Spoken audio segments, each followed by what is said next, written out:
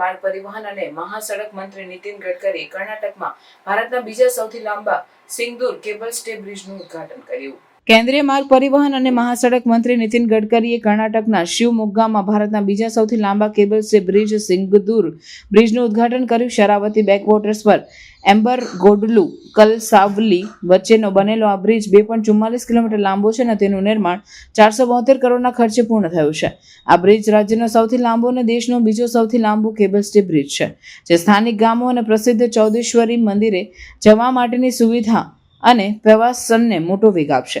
આ બ્રિજના ઉદ્ઘાટન સાથે જ સાગર તાલુકાના અનેક ગામોને શરાવતી બેકવોટર્સ પાર કરવા માટે હવે ફેરી અથવા નાવિકી સેવા પર આધાર રાખવો પડશે નહીં. અગાઉ લોકો દિવસ દરમિયાન માત્ર ફેરીથી જ પસાર થઈ શકતા હતા અને રાત્રે અથવા તાત્કાલિક સ્થિતિમાં લાંબો ફેરો ફરવો પડતો હતો.